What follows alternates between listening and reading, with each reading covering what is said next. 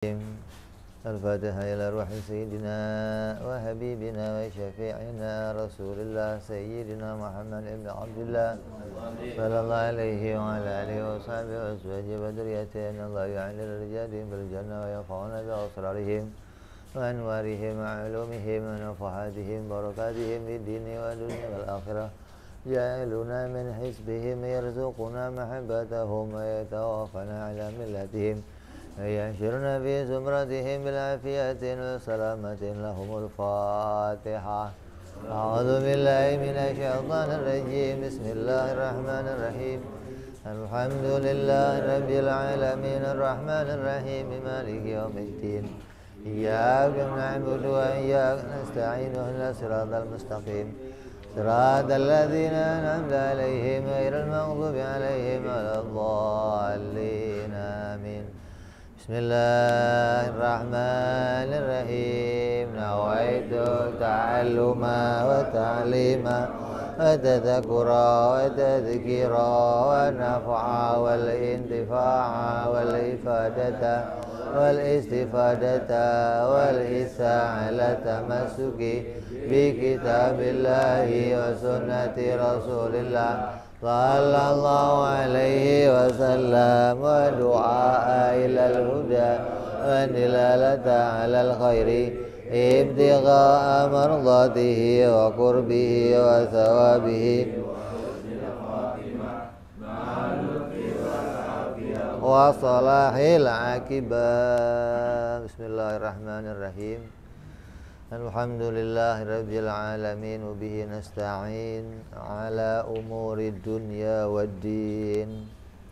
Wassalatu wassalamu ala rasulillah sayyidina wa habibina wa syafi'ina wa maulana Muhammadin sallallahu alaihi wa ala alihi wa sahbihi ajma'in. Amma ba'du.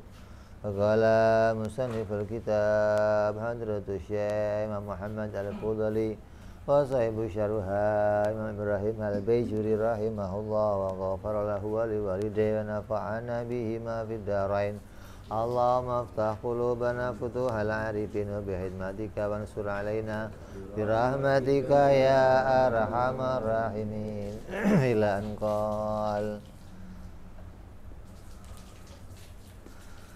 Masih dalam pembahasan sifat ma'nawiyah. Sifat ma'nawiyah atau disebut sifat keadaan atau sifat kondisi. Jadi kalau menanyakan kondisi seseorang, maka kondisi itu bagian dari sifat maknawiyah maksudnya. Nah, tiap-tiap kondisi itu harus sesuai dengan keadaannya, harus sesuai dengan sifatnya. Bagaimana ada sebuah kondisi tapi pada dirinya tidak ada sifat, maka tidak bisa dikondisikan, tidak bisa diketahui kondisinya, tidak bisa diketahui keadaannya. Kalau ada orang sedang duduk, kondisinya sedang duduk, pasti karena ditemukan adanya sifat duduk. Bagaimana bisa ditemukan keadaannya disebut kondisinya orang yang duduk tapi nggak punya sifat duduk? Nggak bisa. Kondisi kamu apa? Sehat. Kondisi kamu apa? Baik. Kondisi kamu, maka semua sifat-sifat kondisi itu disebabkan oleh sifat yang lainnya. Tidak bisa sebuah kondisi tidak disebabkan sifat yang lain, nggak bisa. Namanya sifat maknawiyah, sebuah sifat keadaan yang sifat itu disebabkan oleh adanya sifat yang lain. Allah disebut qadiron, karena disebabkan adanya sifat kudrat. Kalau nggak ada sifat kudrat, tidak mungkin ada sifat qadiron. Qadiron dan kudrat bagi Allah, keduanya ini apa? Lazim. Keduanya tidak bisa dipisahkan. Adanya sifat ma'ani, sifat kudrat itu menjadi kelaziman adanya sifat qadiron. Sebaliknya demikian, Allah kondisinya keadaannya qadiron, maka wajib pada dirinya ada sifat qudrat. Ini pendapat Ahlus Sunnah wal Jamaah. Begitu pula yang ada pada diri kita. Yang ada pada diri kita sama dengan disebut juga namanya sebab akibat. Tangan ini bergerak menjadi sebab cincinnya ikut bergerak. Ini cincin dan tangan bukan kelaziman, tapi sebab akibat. Jangan katakan bahwa kalau tangannya bergerak pasti cincinnya bergerak tanpa diciptakan, maka akan jadinya nanti kelaziman. Tapi enggak demikian. Kalau keadaannya pada kita, kedua-duanya diciptakan oleh Allah. Tangan yang bergerak diciptakan oleh Allah, cincin yang bergerak diciptakan oleh Allah. Diciptakannya bersamaan. Gitu loh. Allah menciptakan geraknya tangan, bersamaan pula menciptakan geraknya cincin. Allah menciptakan geraknya badan saya, bersamaan pula menciptakan geraknya baju saya. Allah menciptakan tangan saya masuk ke dalam air, bersamaan itu Allah ciptakan pula goyangnya air yang saya masukin tangannya.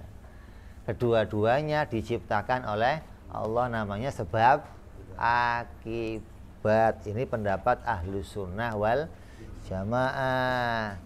Adapun pendapatnya orang Mu'tazilah, dia mengatakan Allah punya sifat qadiran tanpa adanya sifat qudrat. Allah punya qadiran tanpa adanya sifat qudrat. Maka qadiran yang demikian tidak disebut kondisi, tidak disebut sifat keadaan, karena tidak disebabkan sifat yang lain. Mu'tazilah menganggap qadiron, maha kuasa bagi Allah, itu adalah zatnya Allah. Allah qadiron dengan zatnya, Allah muridan dengan zatnya, sampai Allah mutakaliman dengan zatnya. Itu pendapatnya orang Mu'tazilah. Adapun yang berkaitan sama kita, Allah menciptakan Zaid itu kudrat, Allah menciptakan Zaid itu kuasa atau punya kekuatan atau mampu berbuat sesuatu.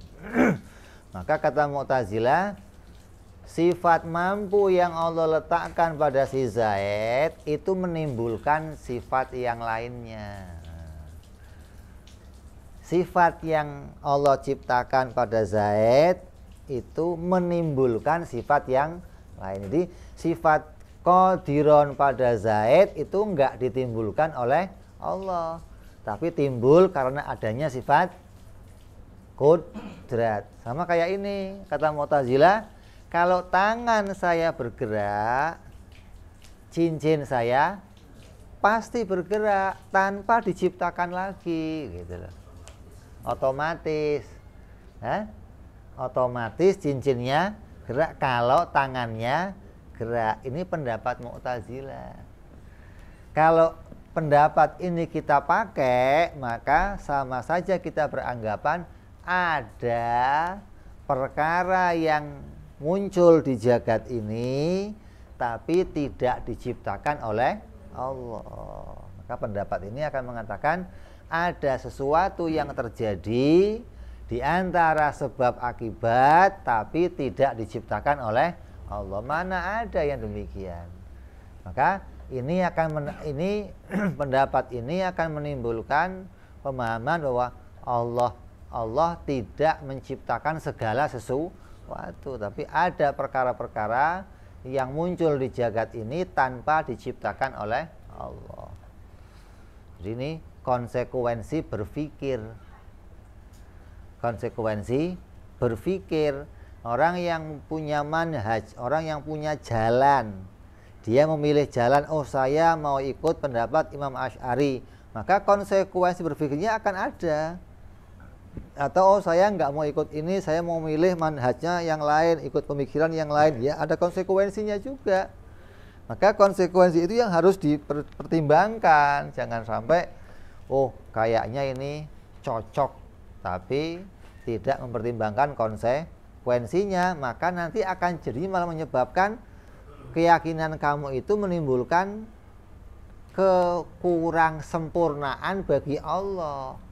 Karena meyakini ada sesuatu yang muncul di jagat ini tidak diciptakan oleh Allah. Seperti halnya begini, Allah itu ingin semua hambanya itu masuk surga. Allah ingin semua orang jadi orang yang beriman. Ini perkataan seperti ini kayaknya mau menisbatkan, mau mensifati Allah itu maha baik. Karena ingin semua hamba jadi orang taat, jadi orang beriman. Tapi konsekuensi punya keyakinan seperti ini menisbatkan bahwa kalau begitu ada keinginan Allah yang tidak terlaksana. Karena ada hambanya Allah yang diinginkan oleh Allah untuk beriman, nyatanya dia tidak beriman. Bagaimana terus? Yang punya keinginan kita ini semua beriman itu Nabi Muhammad SAW, begitu.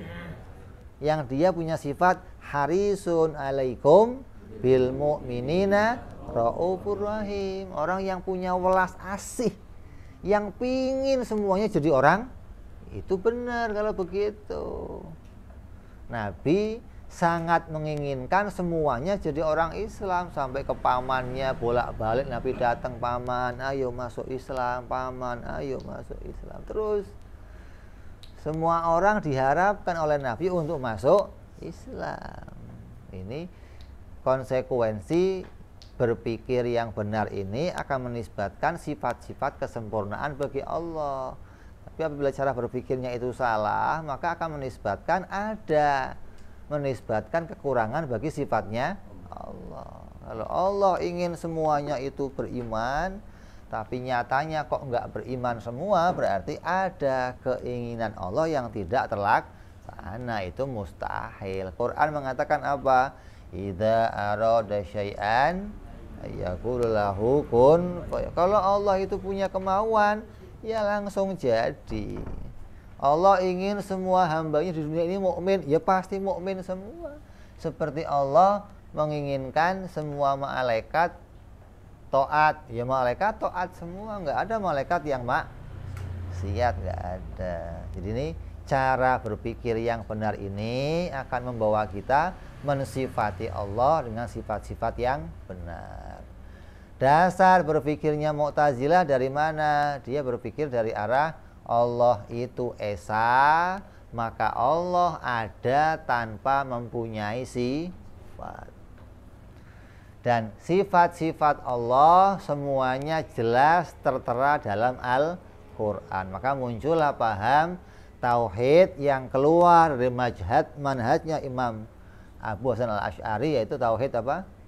Uluhiyah, rububiyah, asma wa sifat. Siapa yang mengingkari asma'nya Allah dalam Quran, maka dia kafir. Siapa yang mengingkari sifat Allah yang disebut dalam Quran, maka dia kafir. Sifat Allah dalam Quran yang mana? Allah punya tangan, Allah punya mata, Allah menjadikan sesuatu dengan perantara. Ini sifat Allah yang disebutkan dalam Al-Quran. Apabila tidak diimani, maka dia menolak sifat-sifat Allah yang disebut dalam Al-Quran. Adapun sifat-sifat Allah yang kita temu pakai akal, yang tidak disebut dalam Al-Quran, semua ditolak oleh Mu'tazilah. Jadi Mu'tazilah itu tidak menerima sifat yang ditemu oleh akal. Dia maunya menerima sifat Allah kalau tertulis dalam Al-Quran. Walaupun sifat itu menjadi sifat mutasyabihat, karena kalamnya kalam yang mutasyabihat, maka sifat yang dinisbatkan pada Allah harus ditakwil. Mu'tazilah nggak mau mentakwil. Tidak mungkin Allah mensifati dirinya dengan sifat-sifat yang samar. Sifat yang Allah sifatkan pasti jelas. Nah, pendapat tidak mau mentakwil ini membawa pada kerusakan. Mereka tidak konsekuensi dalam urusan takwil.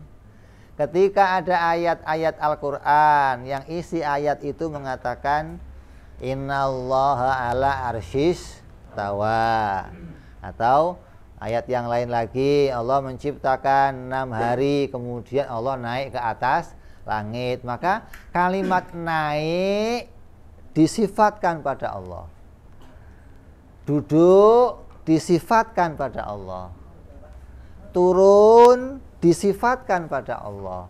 Nah, sifat-sifat ini tidak boleh ditakwil. Wah, kan berat. Kalau Allah disifati dengan turun, maka akan menunjukkan dia sebuah benda, pindah dari sebuah tempat ke tempat yang naik. Itu sifat benda, pindah dari suatu tempat ke tempat yang lain. Duduk juga sifat benda. Sifat-sifat yang demikian mereka nggak mau mentakwil. Lah, ketika mereka nggak mau mentakwil dan menyatakan Allah itu pasti di atas, kita tanyakan dengan ayat-ayat yang lain, karena ayat Al-Quran itu tidak mungkin satu ayat dengan yang lain nggak mungkin satu ayat dengan yang lain saling menguatkan. Itu Al-Quran begitu, nggak ada satu ayatnya melemahkan ayat yang lain, nggak ada. Yang ngomong satu pasti beritanya saling menguatkan. Di ayat yang lain Allah memberitakan berita tentang Nabiullah Ibrahim alaihissalam. Ketika Nabi Ibrahim setelah membawa Nabi Ismail dan istrinya Hajar ke Ka'bah, diletakkan di Ka'bah, Nabi Ibrahim pergi. Ditanya, ente mau kemana? Tanya, oh saya akan pergi ke Tuhan saya. Ini dzahibun ila rabbi sayahdin. Aku akan pergi ke tempat Tuhanku yang dia memberi petunjuk kepadaku. Loh, Nabi Ibrahim mau pergi ke tempatnya Allah. Di mana? Di Palestina. Oh, berarti Allah ada di. Kata mereka, oh enggak begitu, ditakwil ini. Loh, tadi enggak mau nakwil, sekarang mau nakwil. Karena enggak mungkin kalau Allah berada di Palestina. Masa Palestina? Kenapa? Palestina itu tempatnya di bawah, tempat yang rendah. Kalau tempat yang tinggi mungkin, masa Tuhan di bawah? Gitu loh. Bawah itu tempat yang nggak mulia, yang mulia pasti di. Kita kasih ayat yang lain lagi. Dalam ayat yang lain dikatakan, wallahu ma'akum ainama kuntum. Allah itu bersama kamu dimanapun kamu. Berarti Allah di mana? Oh, ditakwil juga, nggak boleh begitu. Allah di atas, jadi mereka nggak mau menerima kalau Allah ada di. Maunya terima kalau Allah ada di. Kenapa? Karena atas tempat mulia, bawah tempat yang. Nah, kita jawab apa? Para nabi diberitakan oleh Allah menjadi makhluk yang paling mulia. Kalau dikatakan nabi itu diangkat oleh Allah derajatnya di atas hamba-hamba yang lain. Berarti hingga para malaikat itu berada di bawah kemuliaan para. Lebih mulia siapa? Nah, sekarang pertanyaannya, nabi di bawah apa di atas? Yang di atas siapa? Yang mulia siapa?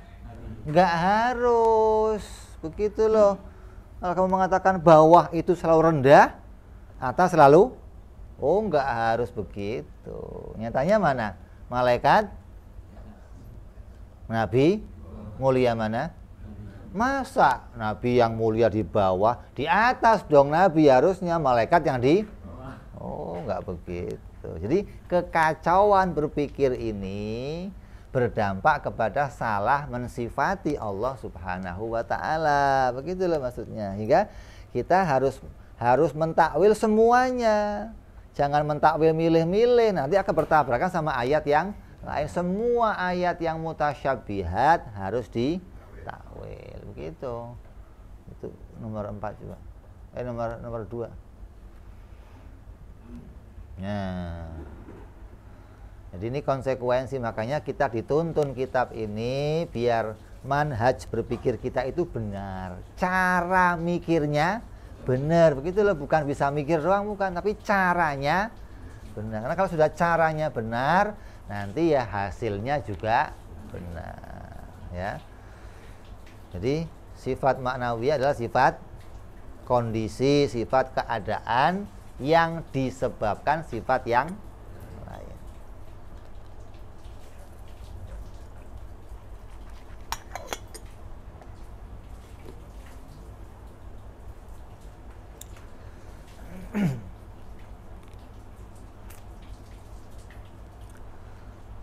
Terus as-sifatul khamisatul asyar min sifatihil wajibati lahu ta'ala kaunuhu muridan. Sifat yang ke-15 yang wajib bagi Allah adalah sifat muridan. Wa hiya sifatun qaimatun bidzati ta'ala ghairu mawjudatin wala ma'dumah wa tusamma halan. Maka sifat inilah sifat yang ada pada zatnya Allah, yang derajatnya bukan wujud dan juga bukan ada, namanya sifat kondisi, sifat keadaan, bukan sifat maujud yang bisa kita lihat. Sifat ini disebabkan oleh adanya sifat yang lain. Sawaun kanat dzatu qadimah au hadisah. Maka sama derajatnya maknawiyah ini baik pada zatnya Allah ataupun pada zatnya makhluk. Fadzatu Zaidun, maka zatnya si Zaid, khalaqallahu ta'ala fiha iradah. Allah menciptakan pada si Zaid sifat iradah. Kita diberi oleh Allah apa? Kehendak, kemauan, keinginan. Allah letakkan pada diri kita sifat keinginan, li fi'lin, untuk melakukan sesuatu. Wa khalaqa fiha sifatun tusamma kaunu zaidun muridan. Maka Allah ciptakan pula pada dirinya si Zaid itu sifat muridan. Kalau irodahnya diciptakan, maka muridannya diciptakan. Itu pendapat kita, ya. Saya punya sifat berkehendak. Karena sifat kehendak ada pada saya, maka keadaan saya menjadi orang yang berkehendak, gitu. Nah, dua-duanya diciptakan Allah. Sifat kehendak saya diciptakan, kondisi saya menjadi orang yang bisa menghendaki sesuatu itu pun diciptakan. Mu'tazilah enggak. Kehendaknya diciptakan Allah, maka nanti kehendak itu memunculkan sendiri kemauan apapun yang saya mau, itu terserah saya. Saya mau ini, saya mau itu, saya mau ini. Allah nggak ikut serta lagi. Kenapa?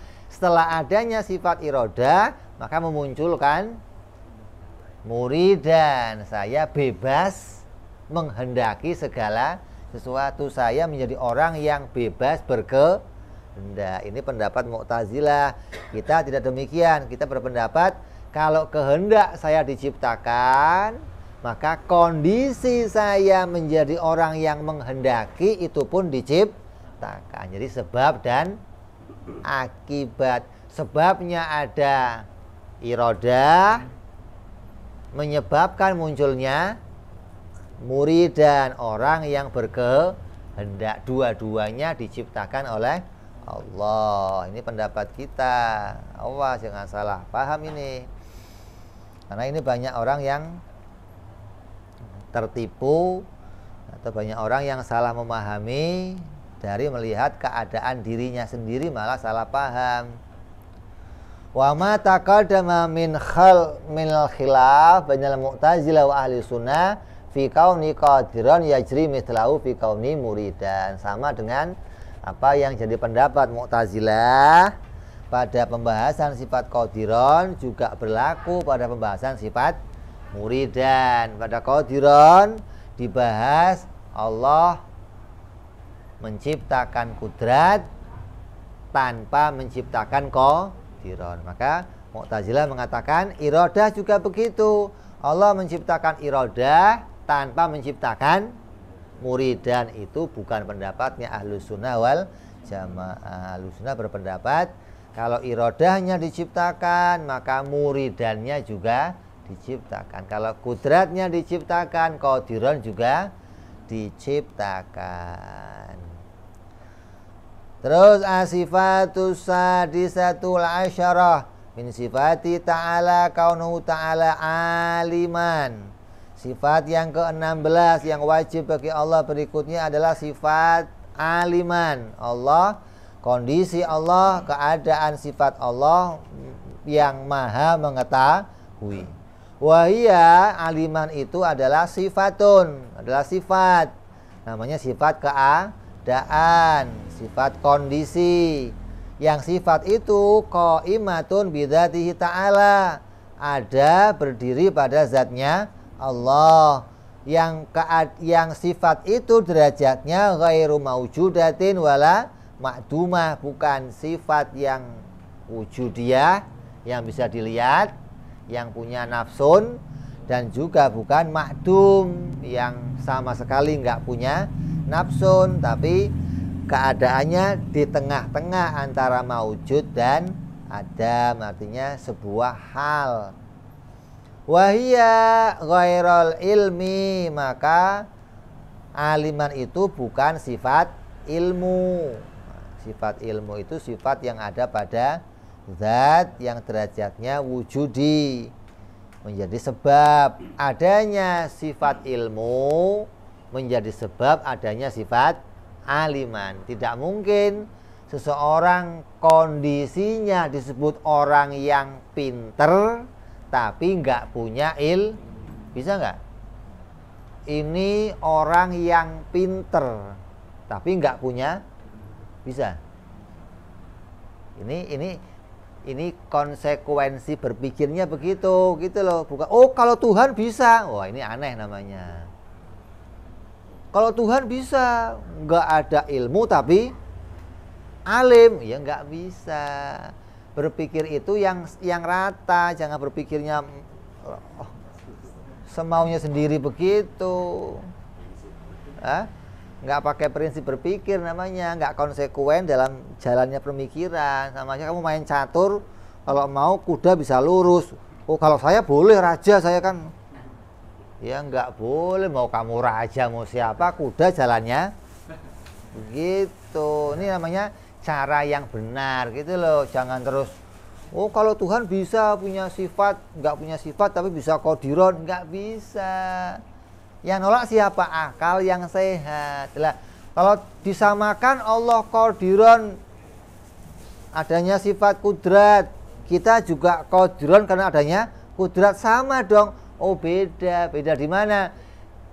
Dua sifat ini bagi Allah namanya lazim dan malzum. Keduanya tidak bisa dipisahkan. Nah, kalau bagi kita keduanya diciptakan. Gitu dong. Allah menciptakan sifat qadir, sifat kudrat, dan Allah ciptakan sifat qadiron. Allah ciptakan sifat ilmu pada kita, dan Allah pula ciptakan aliman pada kita. Kalau ada orang disebut, oh ini Habibie ini jenius, pasti karena sifat ilmu. Tidak mungkin tidak ada sifat ilmu tapi disebut aliman, gitu loh. Ini cara mikir yang normalnya harus begitu. Walaupun nanti ketika mau disifatkan pada Allah, maknanya kita bedakan dari arah, oh yang ada pada Allah sifat wajib, kondisinya lazim dan malzum, keadaan derajat sifatnya sifat maknawiyah, yang keduanya tidak diciptakan. Kalau pada kita kedua sifat itu diciptakan oleh Allah.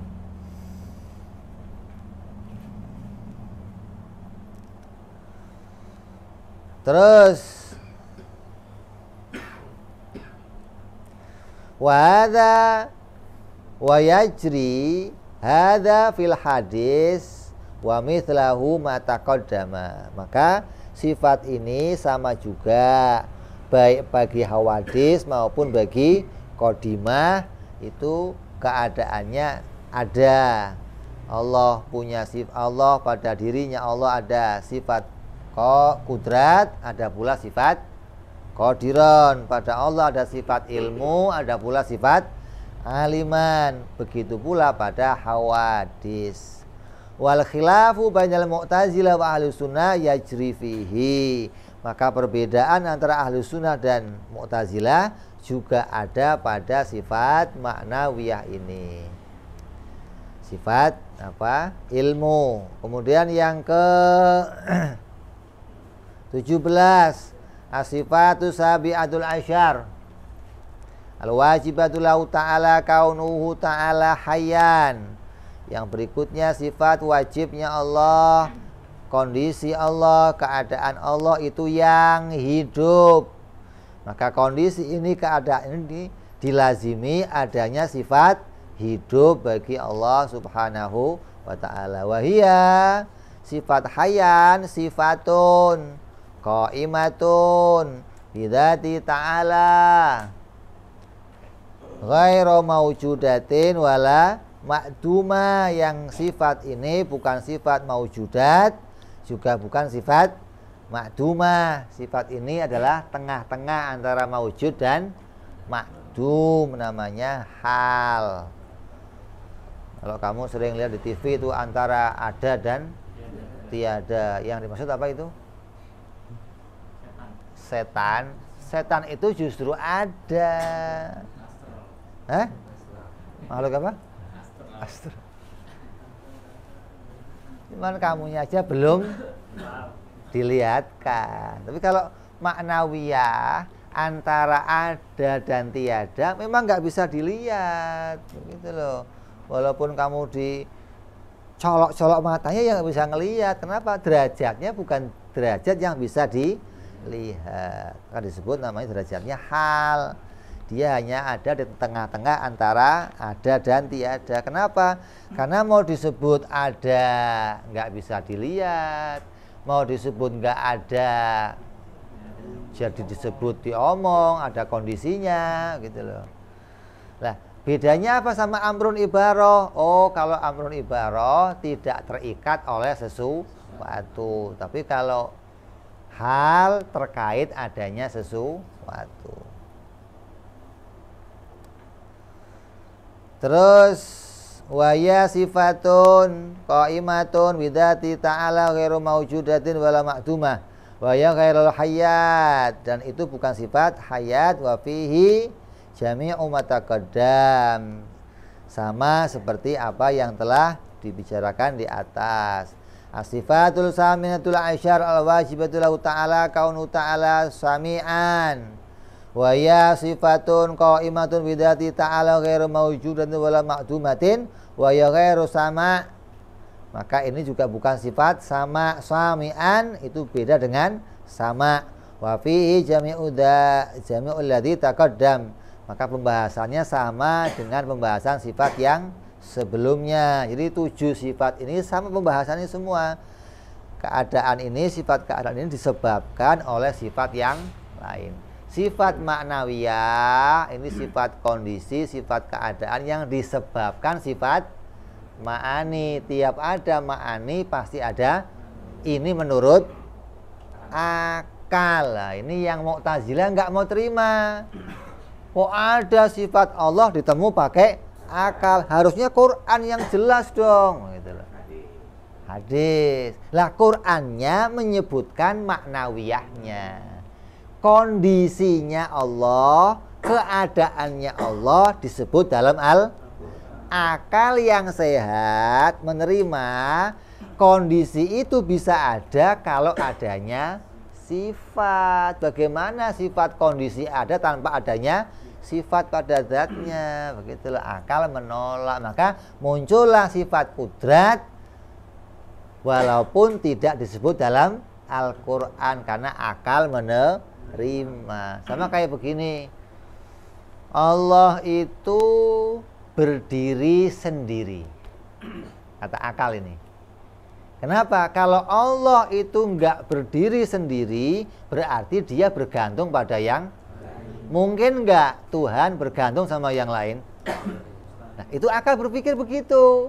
Enggak perlu mana tulisannya, enggak sepakai tulisan. Begitu loh. Akal tidak menerima kalau Tuhan itu bergantung sama yang begitu loh. Sama dengan mengatakan Allah itu tidak berawal. Kata akal ini.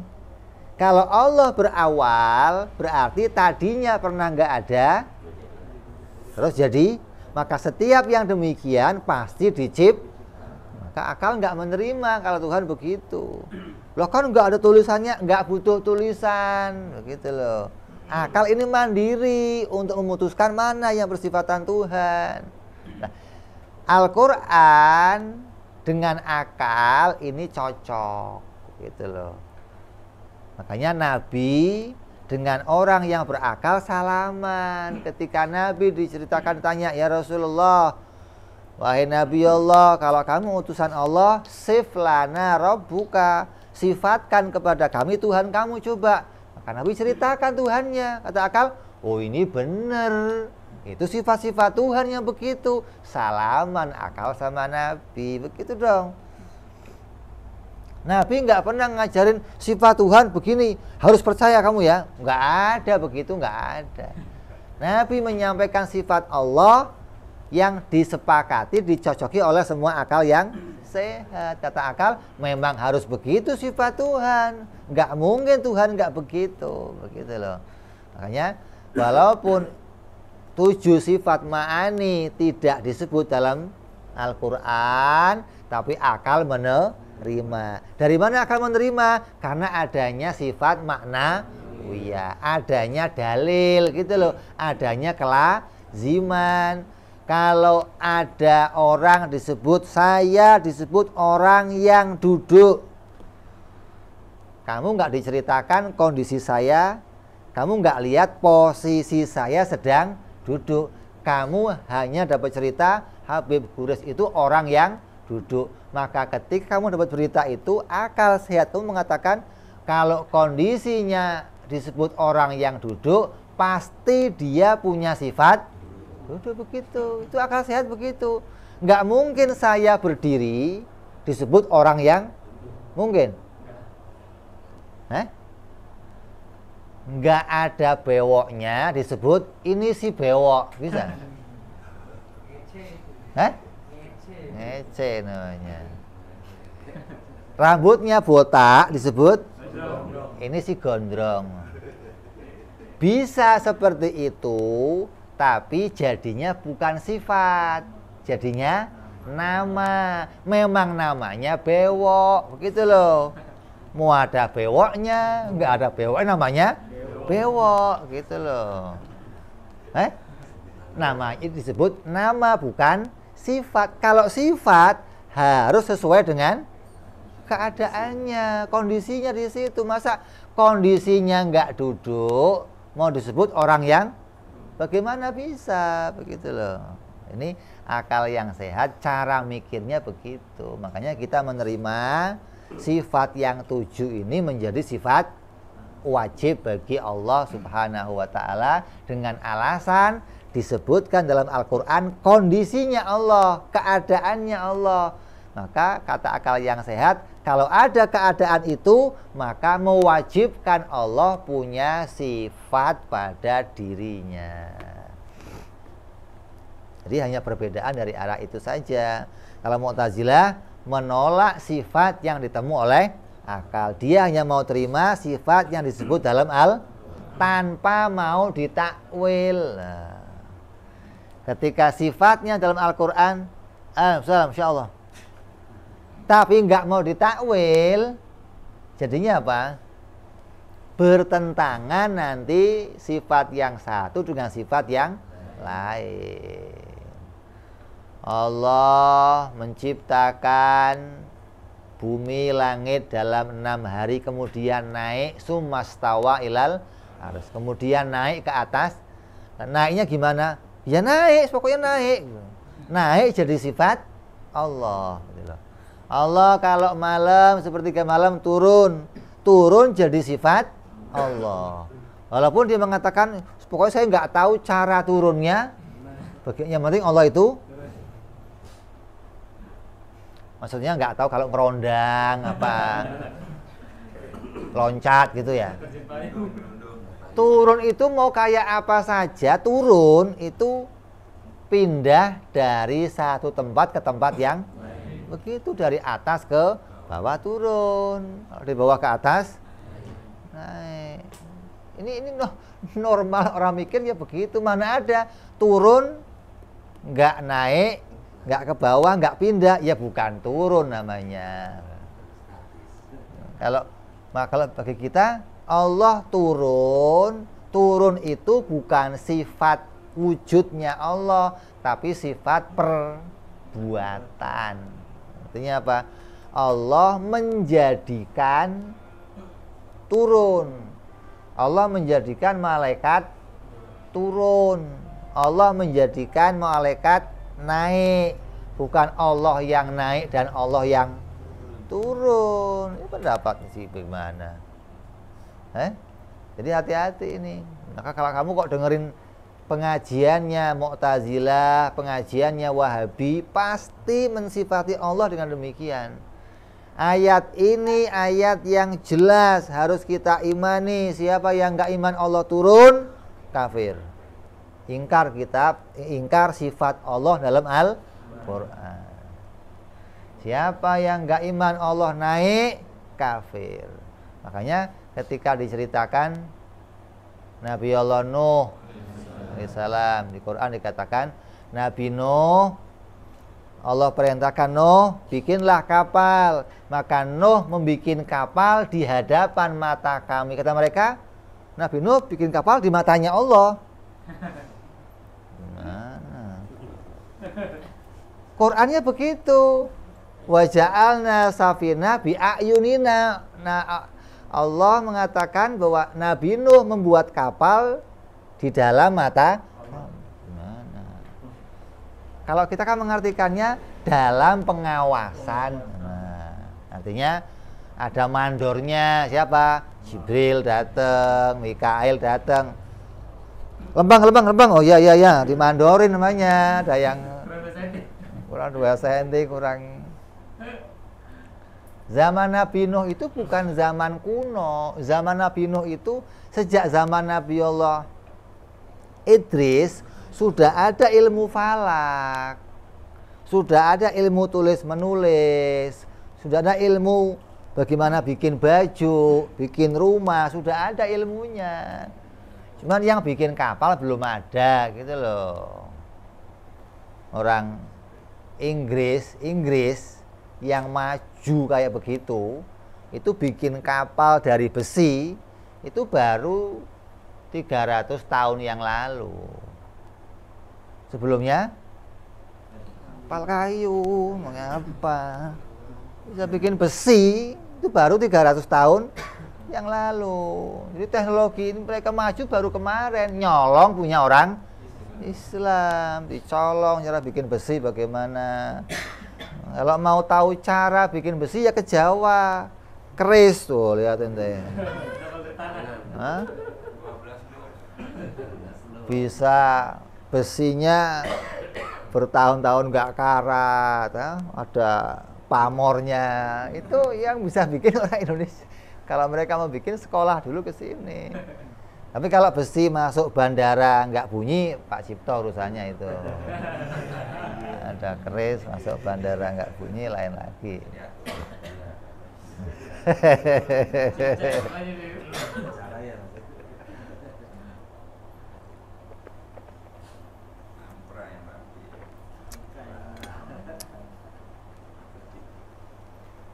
Ya. Terus asifatul tasi'atul asyarah. Yang ke-19 al-wajibatu lahu ta'ala kaunuhu basiron, wajib Allah yang melihat. Wahia sifat kondisi yang melihat, sifat keadaan Allah yang melihat itu qaimatun bidzati ta'ala ghairu maujudatin wala ma'dumah. Wahia ghairul basar, maka itu bukan sifat basar. Artinya itu sifat keadaan. Terus asifatul ishrun, sifat yang ke-20.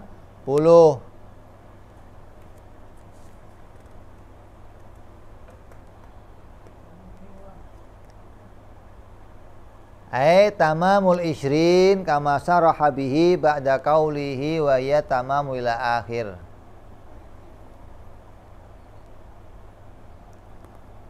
Wa fihi jami'u ma taqaddama sifatul ishrin wa hiya at-tamamu ma yajibu lahu ta'ala ala tafsil wa hiya kaunu ta'ala mutakalliman. Maka ini adalah apa yang wajib diketahui oleh orang-orang mukallaf secara terperinci. Ay mutammimatun wal masdaru bimakna ismul fa'il. Maka siapa orangnya dari tiap-tiap anaknya orang Islam, maka wajib mengetahui seluruh sifatnya Allah, dari sifat wujud sampai sifat mutakalliman, bukan hanya apal saja tapi memahami dan mengetahui tiap-tiap derajat sifat. Oh, wujud sifat nafsiyah, oh kidam bako sampai wahdaniyah sifat salbiyah, oh kudrat iradat sampai kalam sifat ma'ani, oh qadiron muridan sampai mutakaliman sifat maknawiyah. Ini kewajiban tiap-tiap anaknya orang Islam memahami ini secara terperinci. Lau qala badalu dzalika ma yajibu alaina ma'rifatuhu ala tafsir min sifati ta'ala lakana adharu wa inama qayyada bidzalika li'annahu ma yajibu ma'rifatuhu al ijmal la nihayatan id kullu kamali wajibatu lahu ta'ala. Adapun yang harus kita ketahui secara ijmal, ijmal itu secara garis besar. Allah itu Tuhan. Allah itu zat yang mempunyai, yang padanya ada sifat-sifat yang sempurna. Allah adalah Tuhan, zat yang bersifatan dengan sifat sempurna yang tidak terbatas. Berapa sifat Allah? Oh, kalau kita hanya tahu secara garis besar, maka harus kita imani sifat Allah nggak cuman 20. Karena sifat Allah nggak mungkin cuman 20. Lah kok yang kita wajib tahu cuman 20? Oh, karena terbatasnya akal. Akalnya manusia tidak mampu melebihi dari ini, gitu loh. Akal nggak mampu menangkap sifat Allah melebihi dari 20. Padahal akal kita ini di dalamnya itu ada apa sih? Saraf ya. Akal itu ada. Nah, itu dah pokoknya dah. Itu gambarannya kayak chip. Di otak itu banyak ruang-ruang yang Allah siapkan untuk menampung pengetahuan, untuk diisi file. Berapa file yang bisa diisi akal? Banyak. Hah? Ya pokoknya seisinya dunia ini bisa diketahui. Sebagaimana di Quran dikatakan wa 'allamal adamal asma'a kullaha. Allah mengajarkan kepada Nabi Adam semua nama-nama di jagat. Nama di surga sampai nama di dunia masuk ke otaknya Nabi. Kalau Indonesia sekarang punya komputer untuk menampung semua KTP, jumlahnya berapa itu? Hah? 200? 300? juta. Memori yang dipakai nyimpen segini. Menampung file 300 juta file. Cuman lah otak kamu seberapa? Kenapa kok nggak bisa, Beb? Kamu kurang lama hidupnya maksudnya. Udah otaknya lemot, nangkepnya lama, belum kerekam semua mati game. Nak kena corona lagi. Udah lemot,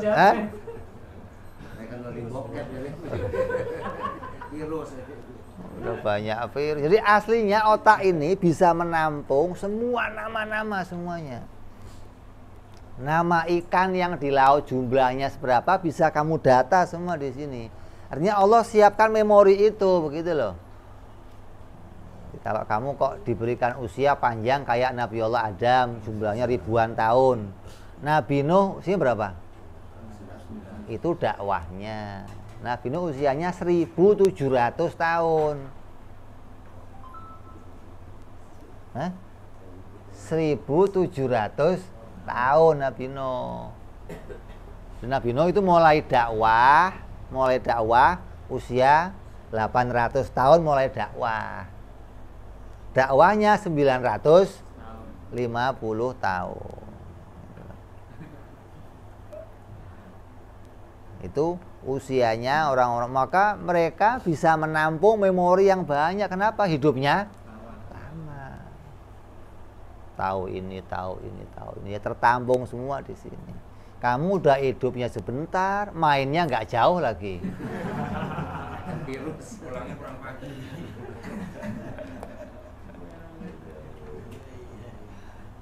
Kayaknya ya segitu-segitu aja udah. Bahasa yang ada di dunia itu semua bahasa itu yang ngajarin Nabi Adam alaihissalam kepada anak-anaknya.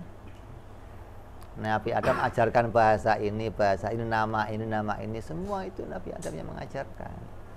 Jangan pernah mengatakan bahwa Nabi Adam turun nggak ngerti apa-apa, nggak ada. Cara masak, cara bikin kambing guling ngerti Nabi Adam. Ambil kayu, colok, bakar. Nah, lo kira lo doang yang ngerti.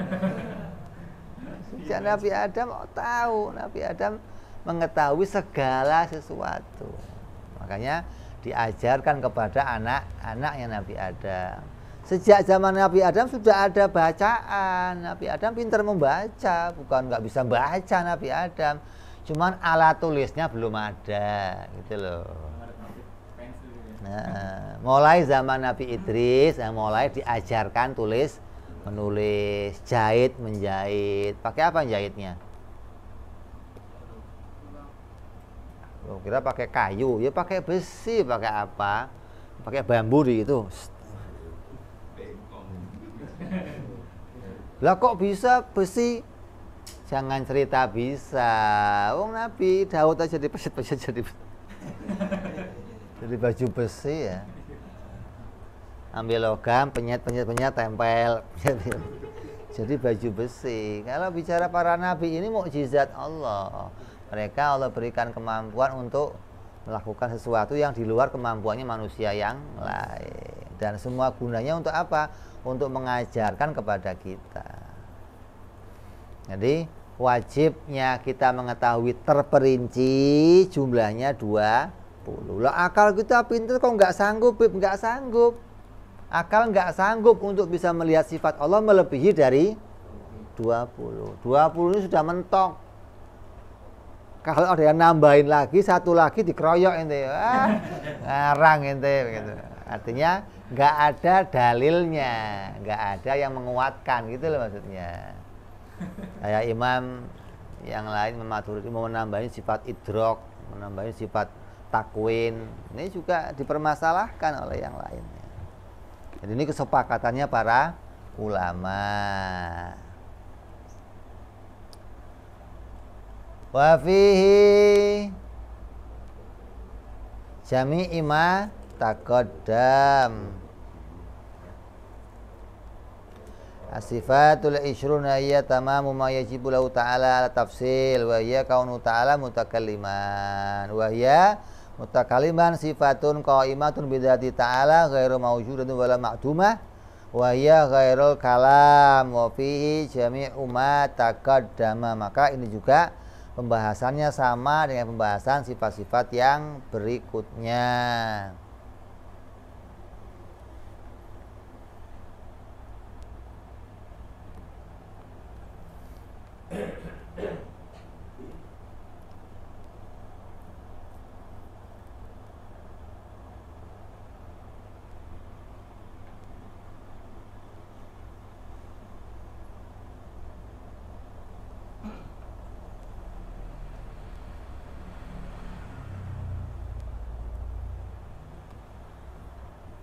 Kemudian tanbih, ada peringatan, ada tambahan pengetahuan.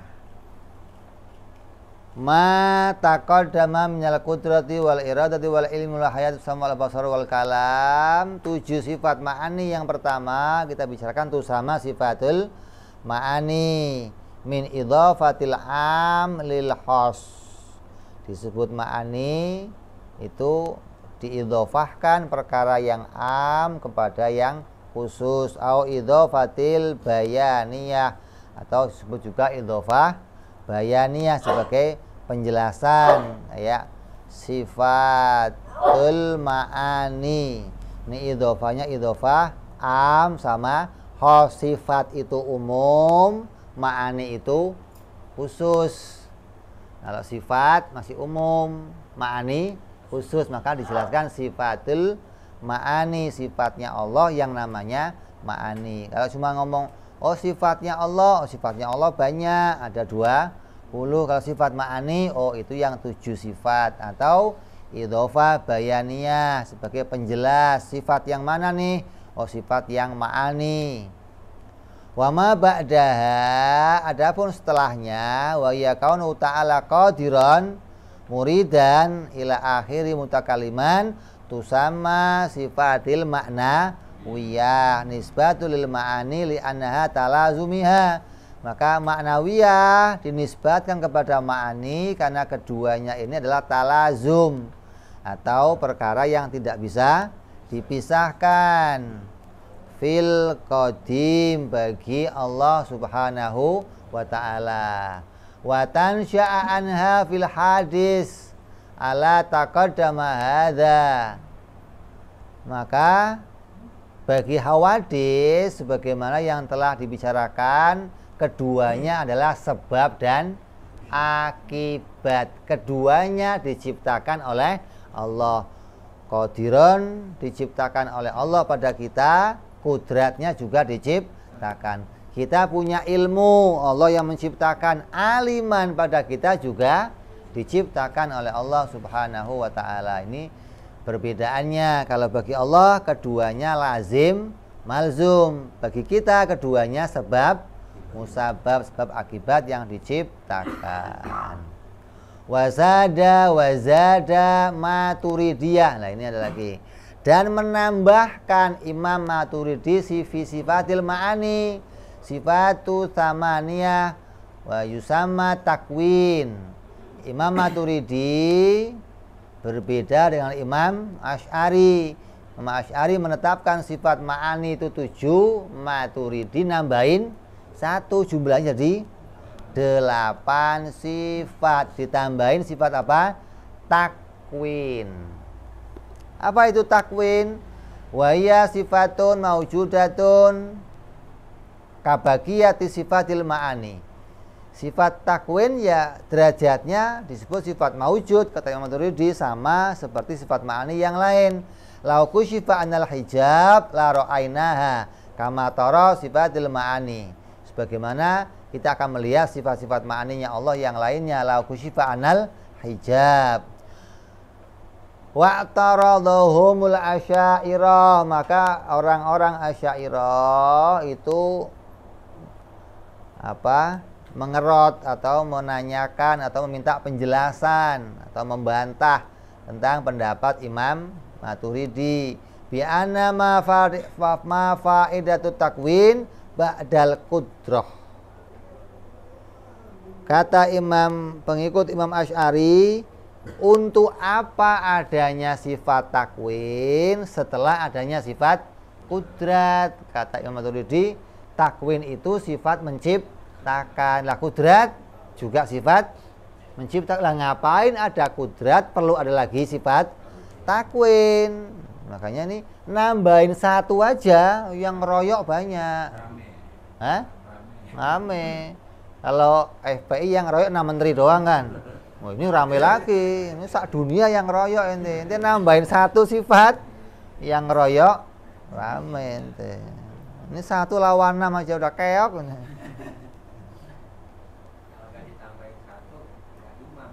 Enggak imam. Makanya jadi Imam Maturidi karena dia punya pendapat yang berbeda dengan pendapat yang lainnya. Terus apa gunanya sifat takwin setelah adanya sifat kudrat? Li'annal Maturidiyah yaqulun. Kata Imam Maturidi, dia mengatakan innallaha, sungguhnya Allah, yujadu wa yujidu wa yu'dim bitakwin. Allah itu yujad menciptakan, wa yu'dim dan meniadakan dengan sifat takwin.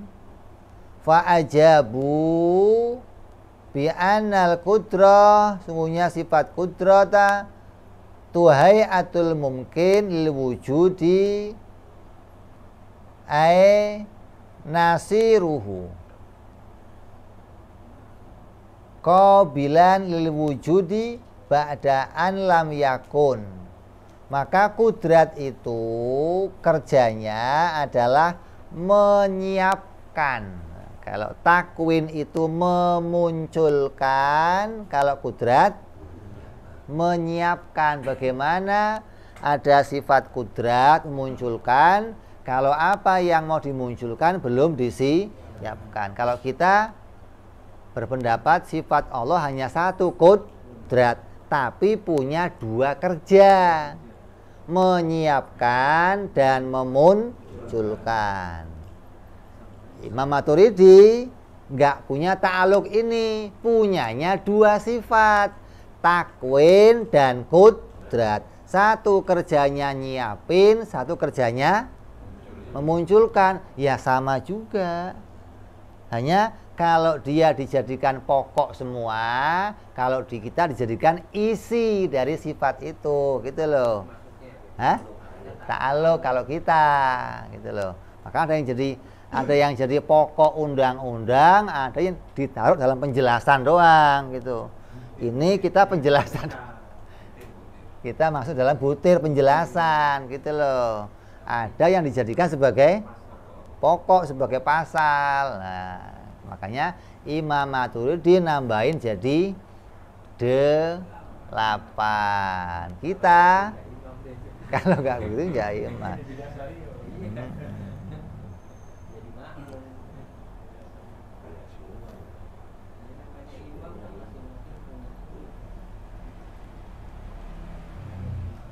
Fa'ajabu bi annal qudratu hayatul mumkin lil wujudi ay nasiruhu qabilan lil wujudi ba'da an lam yakun wa takwin ba'da dalika yujiduhu bil fi'li. Maka takwin itu memunculkannya dengan fi'il. Kalau takwin, kalau kudrat belum pakai fi'il, baru suluh, baru kepantasan. Tapi kalau takwin itu bil fi'li dimunculkan.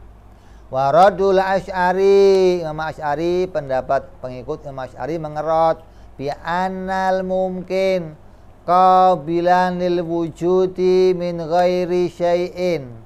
Yang namanya mungkin itu nggak usah disiapin, dari dulu mungkin sudah siap dicip.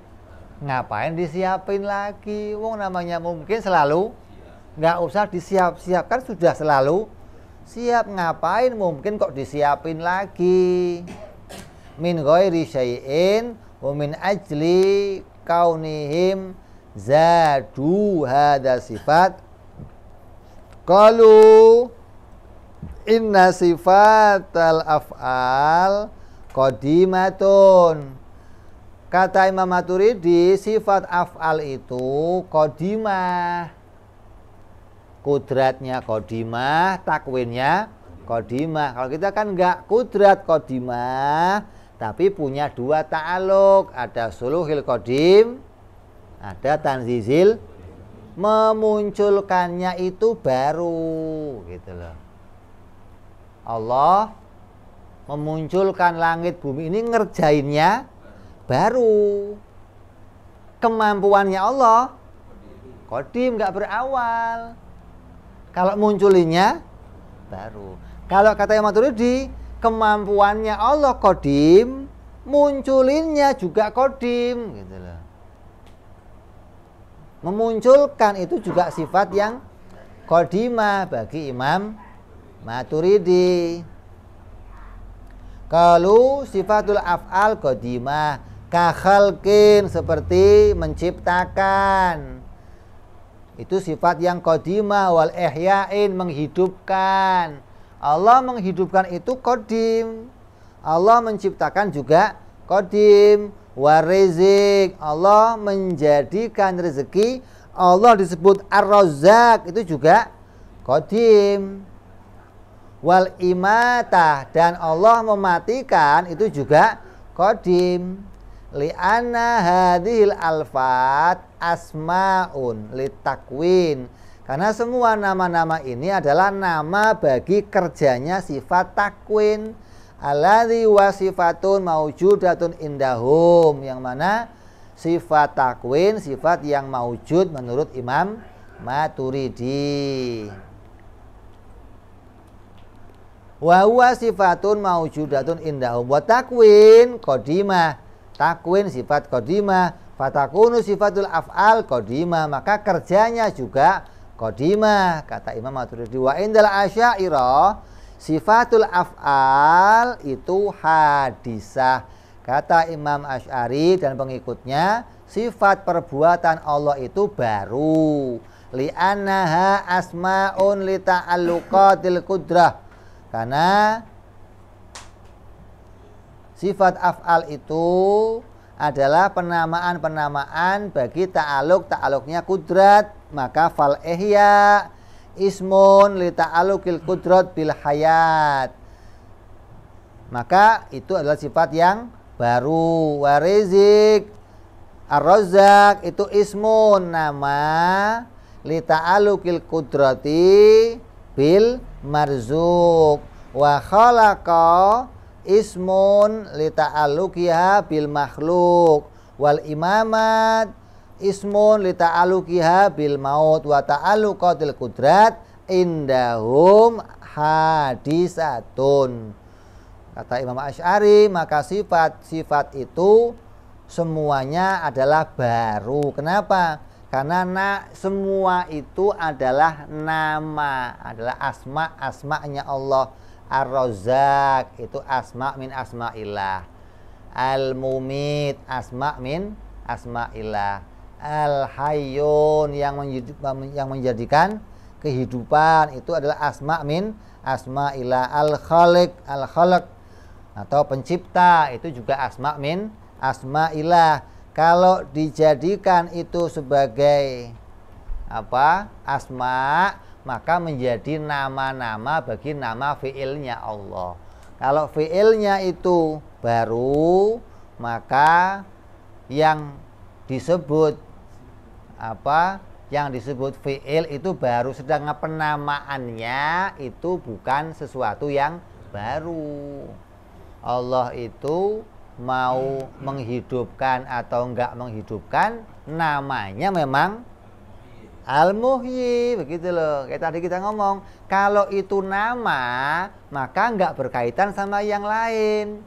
Mau ada yang dihidupkan atau enggak, tetap namanya dia zat yang menghidupkan, karena itu nama, begitu loh.